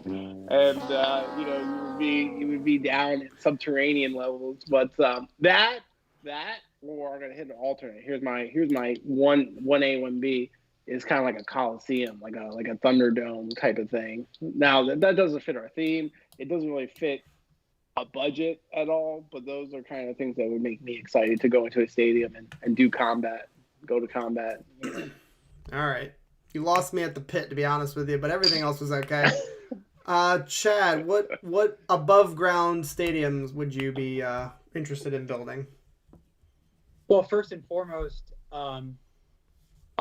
before any aesthetic changes, I would move it. Where? To Long Island. So I would either move it to Long Island or I would move it back to Queens. This is part of the problem. Like you mentioned, almost every Jet game I've been to is upwards of 40 to 50% opposing fans. I know why. It's the same reason why. Well, one of the same reasons why we go, because like the chat said, if people go to New York, it's a destination. It's a destination game. The Jets have historically sucked. So what do you get? You get to go to New York. You get to see the sights and all that kind of stuff, and then a high likelihood that your team is going to win. You move that stadium to Long Island, and all of a sudden, less people are going to want to make that trip up there. Yep. Now, I read one time. Jet fan. Right. Well, I read one time that the average Jet fan has a 3-hour commute just to get to a game. And we've all been to our share of games. The traffic getting out of there sucks. It sucks to the point where in the past couple of years, me and my brother will go and tailgate again after the game. Mm-hmm. And I'll just wait. I'll just tailgate after the game. That's a common thing. Yeah, that is a common thing. You have the same problem in Long Island. Well, that's fine, but my point is that less opposing fans are going to want to make that trip to go to that game. I think they do it as a byproduct of going to New York, not specifically to go to New York. Right? It'll be like COVID, but every year. Yeah, I mean, I think that's first and foremost, and then I think what none of us have had really in our lifetime is a stadium of our own. So regardless of how it looks like, I mean, I want a stadium of our own. I don't care if it looks like a giant can opener or a giant HVAC unit, as much as it is our stadium. I want it to say Jets on the side. Put a big Jet on the side or some kind of goofy shit, and we'll embrace it. But just make it our own. That's the thing. Yep. Oh, and by the way, guys, we should do a tailgate beat up. I think I'm deciding on what game I'm going to go to this year. So I'm not going to have a big tailgate. We will. I think so. I'm definitely going to be at the Jets-Pats game. That's for sure. Going to be at that game. As the season goes on, depending how it's going, I think I'm probably definitely going to make another one later in the season. Anybody that's going to games in this chat who's been watching the channel, watching the videos, all of that stuff. And that's kind of the reason why I was doing the 1K giveaway, because once we hit 1K subscribers, I can send out community messages to subscribers. So then I can contact you guys a little bit easier and message you guys and let you know, like, hey, we're going live randomly, like Thursday night. Like, we can do a live stream and you guys will know about it. Same reason for what Chad was saying. We can let you guys know what games we're going to, and a meetup would be awesome, just to hang out with other Jets fans. And to meet you guys and to talk football in person would just be even better. Have a couple of beers is obviously great. So let's see. Grant Rude says, what if we built a garbage island like Miss Liberty? The new one, Jets Drive. They could make it look like a battleship. That's actually a pretty cool idea. Oh my goodness. I would change one thing. The look is terrible. I actually like the idea of opening one side of the stadium or one end zone of the stadium and having it face New York City. Having one of the end zones being open to see the skyline. I think that's something that they really missed an opportunity with MetLife. They could have opened it up and it would have kind of created a little bit more of a vibe in the stadium. It's just, like I said, it's just a bowl. And I think it would be just really cool. I think it would be cool if they opened it up, kind of took advantage of the fact that they are in Jersey. They could have had New York City in the back, the back or the skyline or whatever. It's just a big time mishap what they did with that stadium. Not only where they built it, but how they built it. Let's see here. We got a caller, guys. I believe this is our boy, Craig. Oh, it's Bernard. Press 1. To send a voicemail, press 2. Bernard, how's it going, man? Welcome. Oh, pretty good, thank you. How you doing, John? I'm doing good, man. Doing good. It's good to hear from you again. This is 2 weeks in a row. This is like a habit now. Yeah, usually at this time I'm working, but I had to have some home repairs done, so it's like things lined up for us tonight. So what's going on? What's on your mind? Yeah, I've been watching. The video went down for a little bit, had me spooked. I said, oh no. YouTube, police shut you down. I'm glad you popped that, because I was like, what the hell? Yeah, that was crazy. So I wasn't expecting that, and now I've learned my lesson. Don't play NFL films, basically. Yeah, that's what I think it was. I was looking at some of the commentary on the stream and what people, the live chat, and I said if somebody had left a comment on that, yeah, and got to be a little careful, unfortunately. Yeah, no YouTube is stricter than it used to be. Because one time everything was on YouTube, all the movies, they don't shut all that down. Yep. And they're very strict now. Yep. No worries, though. So, we learn and we grow as we go. Oh yeah, you will. It's a new platform for everyone. The social media, and sometimes trying to learn those rules and do things in the way I guess they require. It takes a little time as you learn and grow with technology.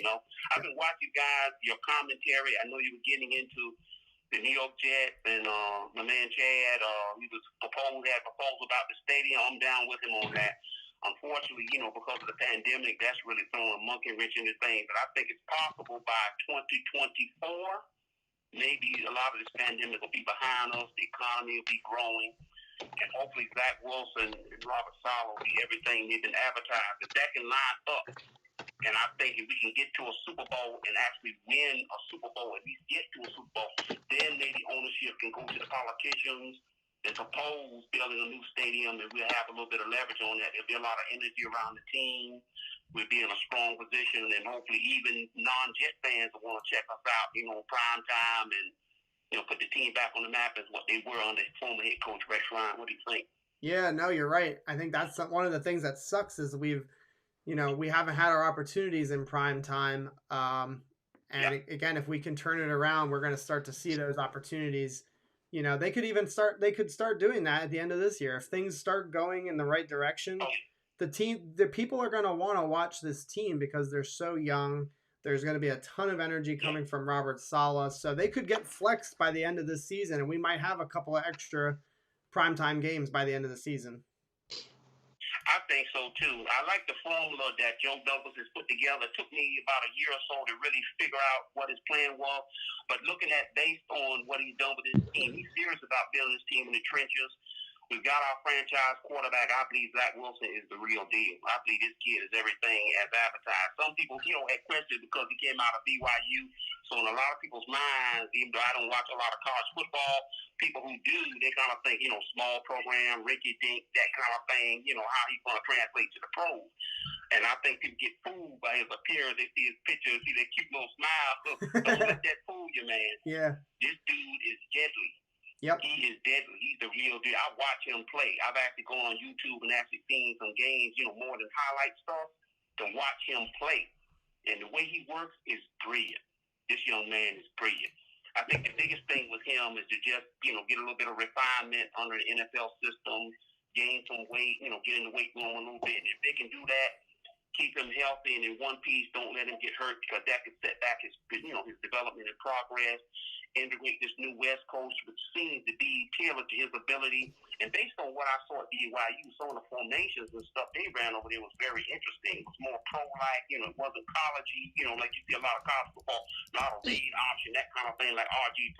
He was running a pro system where you see all the different formations and stuff. And I said, wow, this kid is going to be really good with us. We're running the right system, and it's just the perfect fit.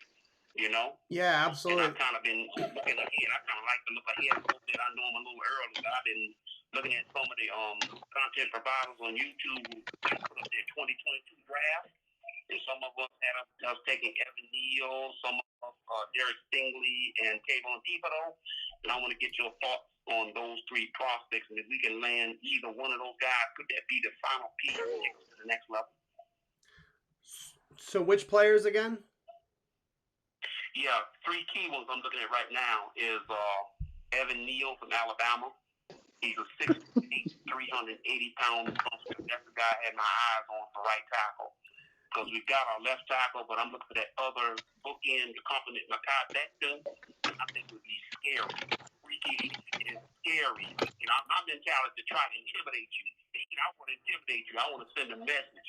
If we got that guy, wow. Yeah, I'll have to do my research on these prospects, because again, I do not know the class that's coming up in 22 well enough to comment. But if you're talking about adding another prospect to the offensive line, I am all for that, like 100%.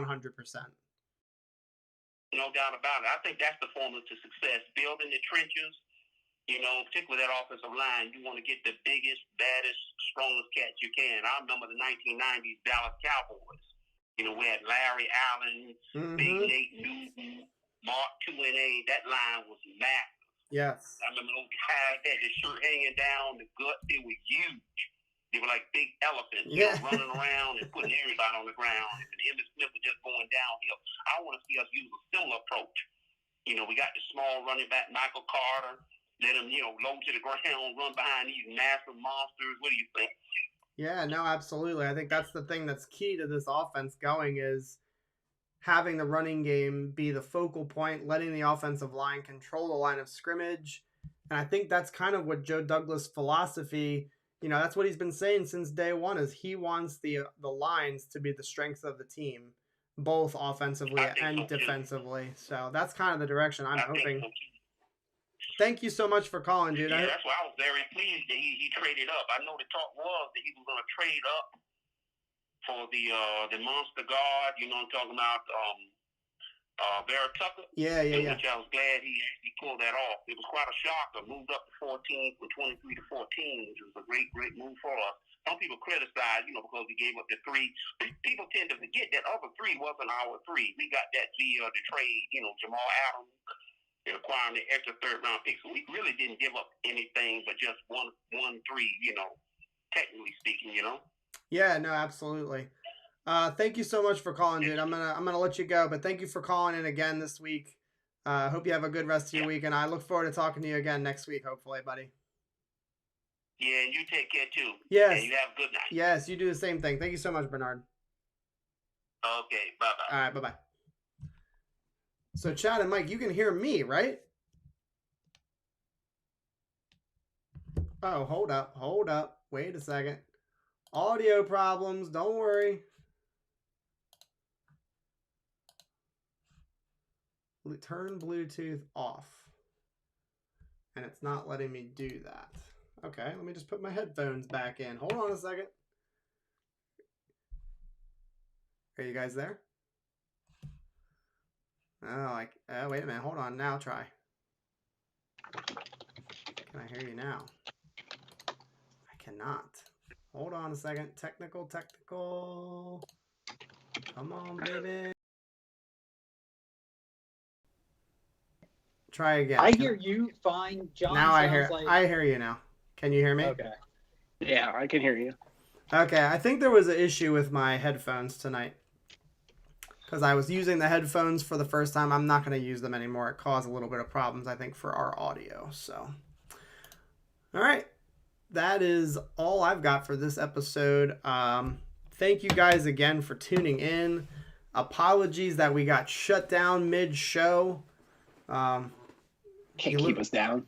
I was going to say... You can't keep us down! Not only can you not keep us down, we live and we learn and we just keep on moving. That's all there is to it. Thank you so much, guys. Chad, anything you want to leave the show off with before we get off the air here? No, it's unfortunate that I like how I say no and then I immediately get into something. Yeah. We don't want to hear from you. We want to hear from the dog. Bring the dog in. Yeah, she's being good tonight. Very good. It sucks that the Knicks are going to take another L. But we've got the Islanders tomorrow night, and I don't know when when the Nets play again. So there you go. Good.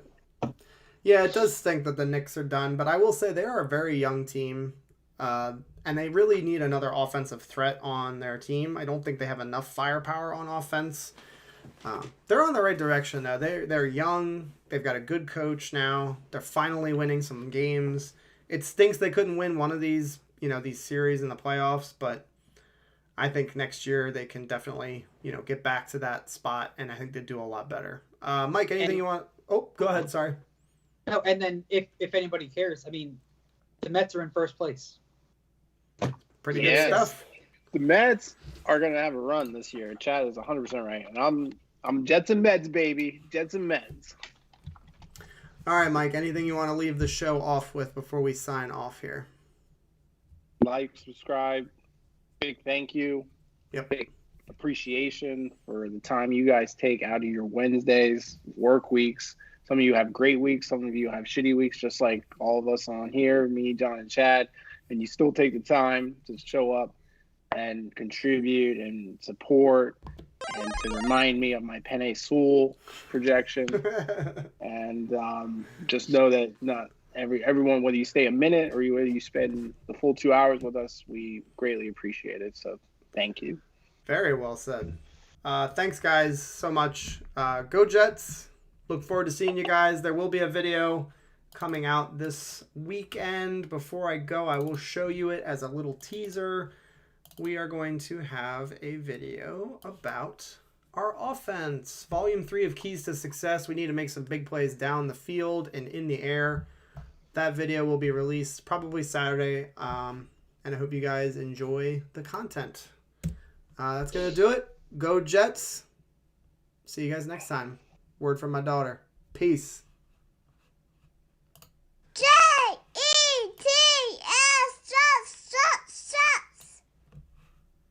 My girl.